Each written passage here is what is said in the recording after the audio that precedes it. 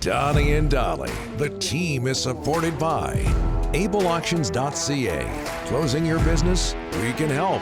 And King of Floors, your vinyl, laminate, and engineered flooring superstore.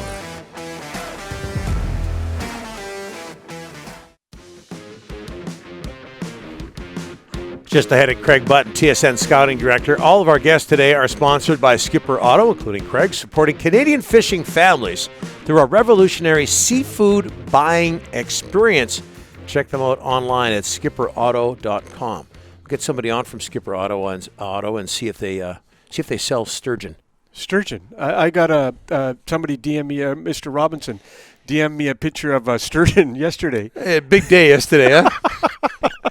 Because we had, it should be the Fraser Valley Sturgeon. The Canucks' new farm team should be called the Fraser Valley Sturgeon. And those fish are big. You got to catch and release. You know that. Yeah. You got to release them back. They're not a great eating fish. Yeah. Okay. Craig Button, I'm sure he's happy about this, joining us now. Craig, how are you, sir? First of all, I have had sturgeon in Russia. Prepared in an old Russian way. I've had sturgeon caviar, which is one of the big places, one of the big delicacies, caviar from there. So I'm very familiar with sturgeon. Oh, wow. That's good to hear, Craig. And I stand corrected. Maybe it is a good eating fish. Yeah. Okay. Hey, I can only tell you this. I've had it a number of times in Russia, in the former Soviet Union in Russia, and prepared in their traditional ways. Outstanding. Okay, next week we'll get your thoughts on carp. So prepare for that. Habs, which apparently is very good. Habs over the Jets, 3-2 in overtime. Craig, would Mark Scheifele have made a difference in this series? I don't think there's any question he would have, Donnie. And, I think with the loss of Mark Scheifele, it had a multiplier effect.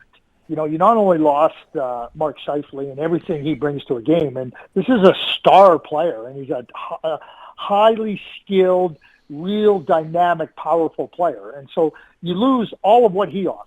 But then you get a diminished Blake Wheeler and Kyle Connor because of how that line works together with Scheifele in the middle of it and what he contributes to them to allow them to be at their best. So they're diminished. Then you have to push Paul Stastny, less than fully healthy Paul Stastny, into positions where he might not be able to play at the same level. And then you have Pierre-Luc Dubois, who I think is a good player who didn't play very well. And that's being kind. I think that is being kind. But so the Mark Scheifele suspension hurt the Winnipeg Jets in 5 ways. It hurt them with the loss of Scheifele, the diminishment of Connor and Wheeler because of the loss of Scheifele, Stastny not being fully healthy, and then Dubois.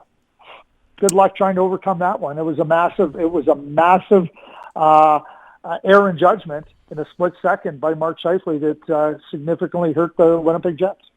Craig, looking back a few months, and that's what Vancouver fans are doing a lot of today, did anyone really think Tyler Toffoli was going to rack up the points with Montreal the way he did in the regular season and now the playoffs? I don't know. I think, I think when Tyler was acquired by the Vancouver Canucks, I've watched Tyler for a long time. He's a goal scorer, and he's a goal scorer and the type of player that eases the burden on other offensive players because, he doesn't need a lot of opportunities. He's a natural goal scorer. But, and I don't want this to be any negative on Tyler Toffoli, but he's not a front-of-the-line goal scorer. So he came into Vancouver, he fit perfectly in there, and he contributed nicely. I think it's the same situation in Montreal. And when you look at what he did there and how he's performed here in the playoffs, I'm not surprised.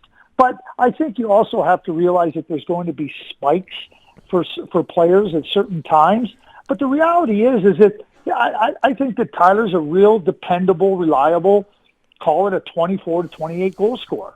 And you're going to need those goals come playoff time. But, he certainly had a year that spiked a little bit higher than that, and the playoffs have been good for him. But, I think it depends what your expectations are and what your projections are for him. And I don't like to say, I like to use a band and say, okay, this is where he falls into, and that's why I say 24, 28. In a year where he's not so good, he might only get 20. And in a year when he's really good, he might track to 32. And I think that's where he was at this year, really good, even more than that on a full season projection. But that's a spike. I think if you want to pencil in Tyler Toffoli for 35 goals year in, year out, I don't think that's realistic either. Craig, the president of the Cole Caufield fan club is Don Taylor. He's wondering, Don is, if the Canucks made a mistake taking Podkolzin over Caufield. I'm saying it's way too early, Craig, to make comparisons between the two. That's not what I is said. It not? Yeah, it is what you said. Your thoughts, Craig? Well, I mean, I do think it's too early to make that assessment because, Cole only left college a few months ago, and he was the Hobey Baker winner. Vasily Podkolzin just had a fantastic playoff run with SKA in the KHL playoffs. So, they're both entering their pro careers, and certainly Cole Caufield has a real big stage to play on, and he's performed admirably. But I don't think I think it's way too early to say that a mistake is made. They're different players as well, Donnie and Rick. So I think that you're always trying to evaluate, okay, what are we looking for? What type of player does Cole provide to us? What type of player does Vasily provide to us? And that's where you're trying to do it. Like, if you're going to ask me if you wanted to get a goal scorer and you picked Vasily Podkolzin, you made a mistake. And if you want to get a real catalyst-type player that can be a rugged player that plays hard and creates a lot of opportunities in tight spaces and plays heavy, and you drafted Cole, well, that would be a mistake too, because they're two different types, and I think you got to keep that in mind when evaluating them. But in the next few years, we'll be able to come to, I think, a firmer conclusion on where those guys fit in their respective teams. But I'm a Podkolzin fan, I'm a Caufield fan, and I do think it's too early to judge.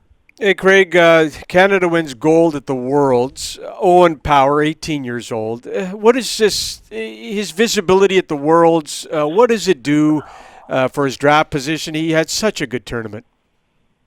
He did, Rick. But he's the best player in the draft, and I think all he did was demonstrate how good he is. And to those who may not have seen Owen play that much, or certainly there's going to be questions as you move up in the levels, and it's not questions about how good a guy can be, but you want to see it.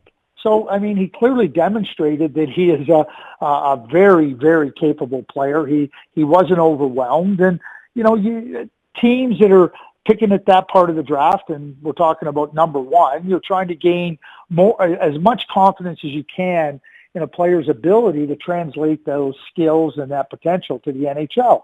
And I think Owen did exactly that. And one other thing I would say, Rick and Donnie, is that when you look at coaches are invaluable with respect to what type of information they deliver to everybody watching. And all you got to do is watch how they use players.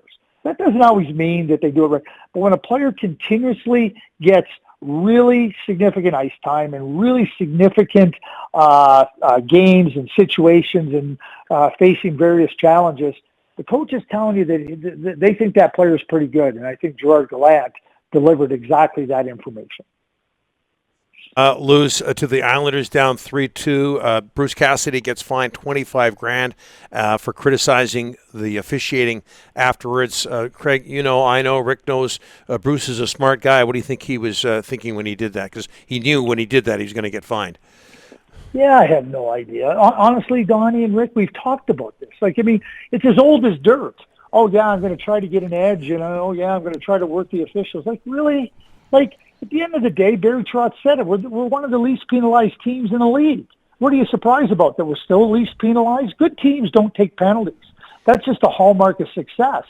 And, Bruce goes on and carries on. It's tired. It's old. And, really, honestly, I start to see him, and I hit the mute button. One more before we let you go.